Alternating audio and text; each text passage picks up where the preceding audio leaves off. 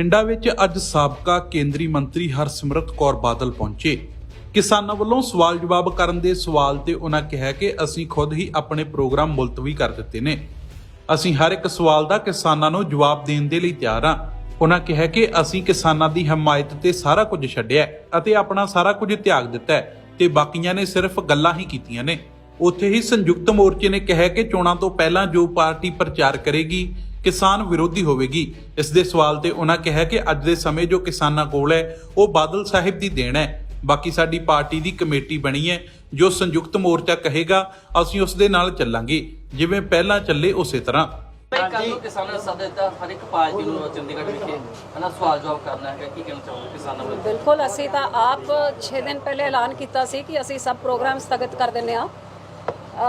ਇਹ ਸਵਾਲ ਜਵਾਬ, ਹਰ ਸਵਾਲ ਦਾ ਜਵਾਬ ਦੇਣ ਤੋਂ ਅਸੀਂ ਤਿਆਰ ਹੈਗੇ, ਲੇਕਿਨ ਪੰਜਾਬ ਦਾ ਮਾਹੌਲ ਵਿਗਾੜ ਕੇ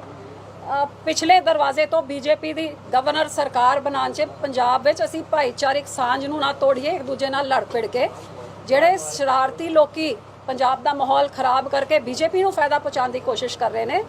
ਉਹ ਕਿਸਾਨ ਜਥੇਬੰਦੀਆਂ ਸਾਨੂੰ ਜੋ ਪੁੱਛਣਾ ਚਾਹੁੰਦੀ ਹੈ, ਜਿੱਥੇ ਕਹਿਣ ਅਸੀਂ ਉੱਥੇ ਹਾਜ਼ਰ ਹੋਣ ਵਾਸਤੇ ਤਿਆਰ ਹੈ, ਕਿਉਂਕਿ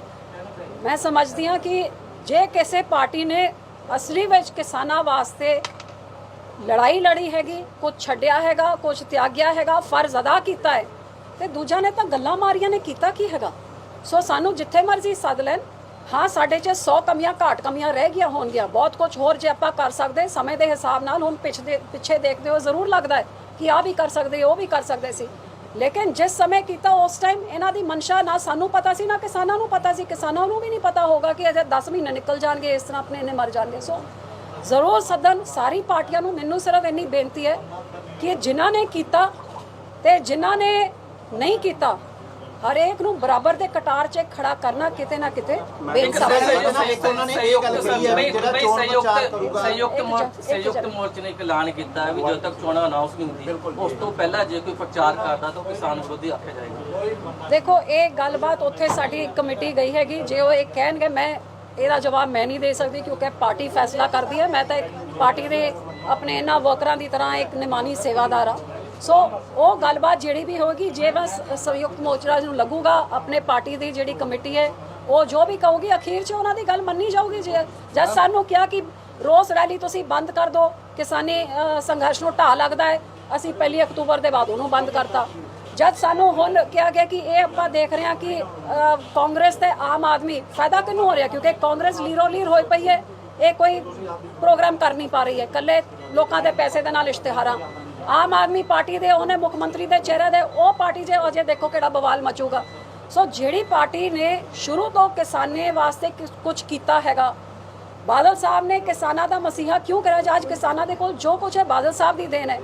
ਅਸੀਂ ਇਹ ਨਿਕੰਮੀ ਸਰਕਾਰਾਂ ਜਿਹੜਾ ਝੂਠੀ ਸੌਂਹਾਂ ਖਾ ਕੇ ਝੂਠੇ ਲਾਰੇ ਲਾ ਕੇ ਕਿਸਾਨਾਂ ਨੂੰ ਆਪਣੀ ਲੜਾਈ ਖੁਦ ਲੜਨ ਵਾਸਤੇ ਉੱਥੇ ਮਜਬੂਰ ਕਰਤਾ ਹੈ। ਅਸੀਂ ਅੱਗੇ ਹੋ ਕੇ ਇਹਨਾਂ ਦੀ ਲੜਾਈ ਲੜ ਕੇ ਇਸ ਮਸਲੇ ਦਾ ਹੱਲ ਕਰਨਾ ਚਾਹੁੰਦੇ ਹਾਂ ਤੇ ਅਸੀਂ ਆਪਣੀ ਗੱਲਾਂ ਦੇ ਨਾਲ ਲੋਕਾਂ ਦੇ ਕੋਲ ਜਾਈਏ। ਇਹ ਇੱਕ ਲੋਕਤੰਤਰ ਵਿੱਚ 100 ਦਿਨ ਤਾਂ ਰਹਿ ਗਏ ਨੇ, ਤਾਂ ਆਪਾਂ ਕਦੋਂ ਕਹਿਸੋ ਇਹ ਅਸੀਂ ਆਪਣੀ ਗੱਲ ਸਾਹਮਣੇ ਰੱਖਾਂਗੇ। ਅਖੀਰ 'ਚ ਸਾਡੇ ਕਿਸਾਨਾਂ ਦਾ ਜੋ ਫੈਸਲਾ ਹੋ ਉਹ ਪਾਰਟੀ ਦਾ ਸਹਿਮਤ ਹੋਊਗਾ, ਹਮੇਸ਼ਾ ਹੋਇਆ ਤਾਂ ਹਮੇਸ਼ਾ ਹੀ ਰਹੂਗਾ। ਕਣਕ ਦੇ ਭਾਅ 'ਚ ਜਿਹੜਾ 40 ਰੁਪਏ ਵਾਧਾ ਕੀਤਾ ਗਿਆ, ਬਹੁਤ ਸ਼ਰਮ ਦੀ ਗੱਲ, ਬਹੁਤ ਸ਼ਰਮ ਦੀ ਗੱਲ ਕਿ ਜੇ 40 ਰੁਪਏ ਕੁਇੰਟਲ ਤੁਸੀਂ ਦੇਖੋ, 40 ਪੈਸੇ ਕਿਲੋ, ਤੇ ਜੇ ਮੈਂ ਕਹਾਂ ਕਿ ਪੈਟਰੋਲ ਡੀਜ਼ਲ ਦਾ ਤੁਸੀਂ ਸਾਲ 'ਚ ਹੀ ਕਿੰਨਾ ਵਧਾਤਾ ਹੈ, ਉਹ ਛੱਡੋ ਕਿ ਤੁਸੀਂ ਜਦ 2014 ਸੇ ਆਏ ਸੀ ਤਾਂ ਉਹ ਤਾਂ ਤੁਸੀਂ 100% ਵਧਾਤਾ ਹੈ, ਲੇਕਿਨ ਸਾਲ ਭਰ 'ਚ 1 ਲੀਟਰ ਦੇ ਮਗਰ ਤਾਂ 20 ਰੁਪਏ ਵਧਾਤੇ ਤੇ 1 ਕਿਲੋ ਦੇ ਮਗਰ 40 ਪੈਸੇ। ਤਾਂ ਸ਼ਰਮ ਦੀ ਗੱਲ ਹੈ ਕਿ ਜਿਸ ਸਰਕਾਰ ਨੇ 2022 'ਚ ਵਾਅਦਾ ਕੀਤਾ ਸੀ ਕਿਸਾਨਾਂ ਦੀ ਆਮਦਨ ਦੁੱਗਣੀ ਕਰਨਗੇ,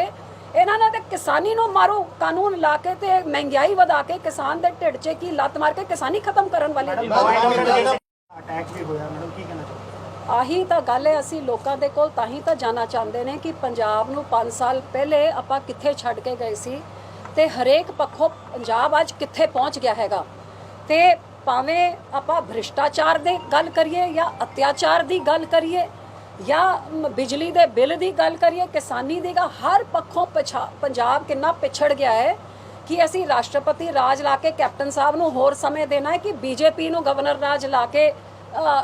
ਪੰਜਾਬ ਦਾ ਹੋਰ ਨਾਸ ਕਰਨਾ ਹੈ ਜਾਂ ਆਪਣੀ ਪਾਰਟੀ ਆਪਣੀ ਖੇਤਰੀ ਪਾਰਟੀ ਨੂੰ ਲਾ ਕੇ ਪੰਜਾਬ ਦੀ ਲੜਾਈ ਲੜਨ ਵਾਸਤੇ ਬਾਦਲ ਸਾਹਿਬ ਵਰਗੇ ਮੁਖੀ ਨੂੰ ਅੱਗੇ ਕਰਕੇ ਅਸੀਂ ਆਪਣੀ ਲੜਾਈ ਲੜ ਕੇ ਆਪਣੀ ਹੱਕ ਲੈਣੇ ਇਹ ਲੋਕਾਂ ਨੂੰ ਆਹੀ ਤਾਂ ਫੈਸਲਾ ਕਰਨ ਵਾਸਤੇ ਸੈਲਫੀਲਡ ਬਣਾਇਆ ਜਾ ਰਿਹਾ ਸੀ ਬਰਨਾਲਾ ਬਾਈਪਾਸ ਤੇ ਜਿਹੜਾ ਤੁਸੀਂ ਤੁਹਾਡੀ ਮੀਟਿੰਗ ਵੀ ਹੋਈ ਕੇਂਦਰ ਸਰਕਾਰ ਨਾਲ ਨਿਤਿਨ ਗਡਕਰੀ ਨਾਲ ਕੀ ਮੈਸੇਜ ਦੇਣਾ ਚਾਹੋਗੇ ਲੋਕਾਂ ਨੂੰ ਜਿਹੜਾ ਇਹ ਜਿਹੜਾ ਫਲਾਈਓਵਰ ਇੱਥੇ ਬਰਨਾਲਾ ਬਾਈਪਾਸ 'ਚ ਬਣ ਰਿਹਾ ਸੀਗਾ ਇਹ ਬਹੁਤ ਜ਼ਰੂਰੀ ਹੈ ਇਸ ਇਲਾਕੇ ਵਾਸਤੇ ਹੈਗਾ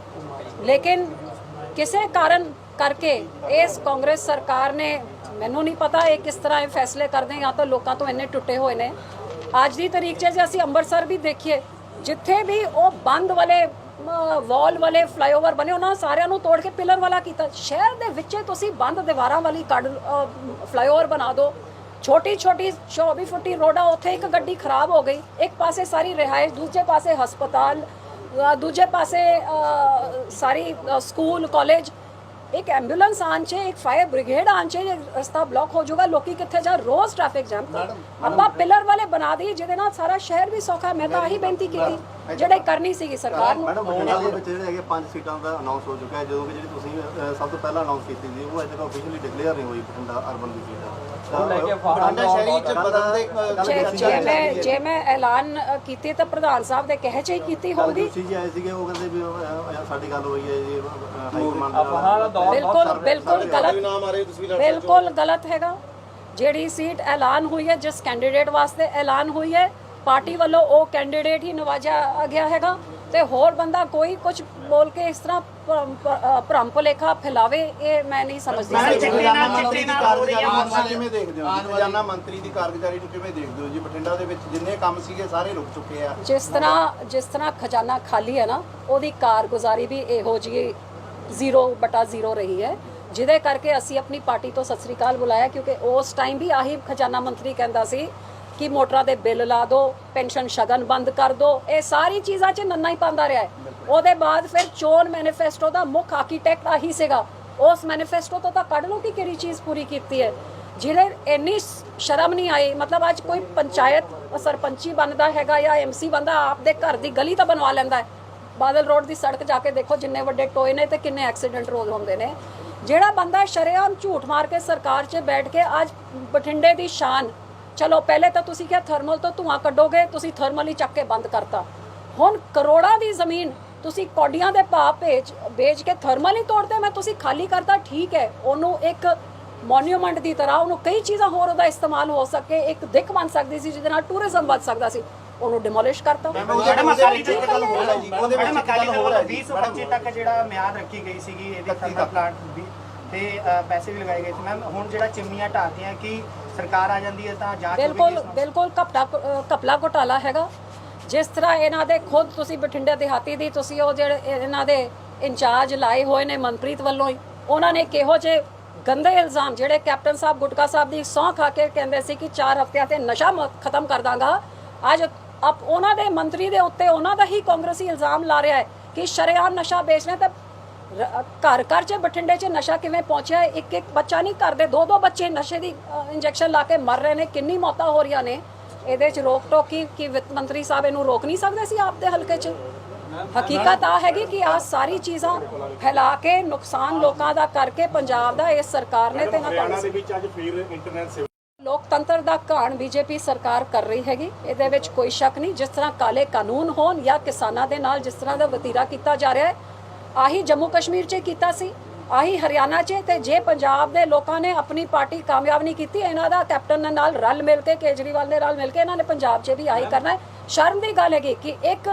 ਐਸਡੀਐਮ ਜਿਹੜਾ ਸਰਕਾਰੀ ਮੁਲਾਜ਼ਮ ਹੈਗਾ ਸ਼ਰੇਆਮ ਆਪਦੇ ਪੁਲਿਸ ਦੀ ਫੌਜ ਨੂੰ ਉਕਸਾ ਰਿਹਾ ਕਿ ਕਿਸਾਨਾਂ ਦੇ ਸਿਰ ਭੋੜੋ ਉਹ ਵੀ ਸਵੇਰ ਦੇ ਟਾਈਮ ਜਦ ਕਿਸਾਨ ਪਹੁੰਚੇ ਵੀ ਨਹੀਂ ਸੀਗੇ ਪਹਿਲੇ ਤੋਂ ਹੀ ਇਨਸਟਰਕਸ਼ਨ ਸੀ ਨਾ ਸਿਰ ਪਾੜ ਦਿਓ ਤੇ ਇੱਕ ਬੰਦੇ ਦੀ ਮੌਤ ਹੋ ਗਈ ਅੱਜ ਉਸ ਐਸਡੀਐਮ ਨੂੰ ਪ੍ਰਮੋਸ਼ਨ ਦੇ ਕੇ ਏਡੀਸੀ ਬਣਾਇਆ ਜਾ ਰਿਹਾ ਨਾ ਕਿ ਉਹਨੂੰ ਸਸਪੈਂਡ ਨਾ ਕਿ ਉਹਨੂੰ ਡਿਸਮਿਸ ਤੇ ਨਾ ਮੁਆਵਜ਼ਾ ਤੇ ਹੁਣ ਜਦ ਕਿਸਾਨ ਆਪਣਾ ਹੱਕ ਮੰਗ ਰਹੇ ਨੇ ਤੇ ਉਹਨਾਂ ਦੇ ਹੁਣ ਇੰਟਰਨੈਟ ਸਰਵਿਸ ਬੰਦ ਕਰ ਦਿਓ ਤੇ ਉਹਨਾਂ ਨੂੰ ਹੋਰ ਕੇ ਆ ਸਾਰੀ ਜ਼ੋਰ ਜ਼ਬਰਦੀ ਸਰਕਾਰ ਚੱਲੀ ਸੋ ਇਹ ਮੋਦੀ ਸਰਕਾਰ ਜ਼ੋਰ ਤੇ ਜ਼ਬਰਦੀ ਸਰਕਾਰ ਹੈ ਇਹਨਾਂ ਨੇ ਡੈਮੋਕ੍ਰੇਸੀ ਨੂੰ ਬਿਲਕੁਲ ਦੇਸ਼ ਤੋਂ ਖਤਮ ਕਰਤਾ ਹੈਗਾ ਤੇ ਲੋਕੀ ਉਹ ਦਿਨ ਦੂਰ ਨਹੀਂ ਜਿੱਥੇ ਲੋਕਾਂ ਨੇ ਇਹੋ ਜੀ ਸਰਕਾਰ ਨੂੰ ਖਤਮ ਮੈਡਮ ਆਉਣ ਵਾਲੀ 17 ਤਰੀਕ ਨੂੰ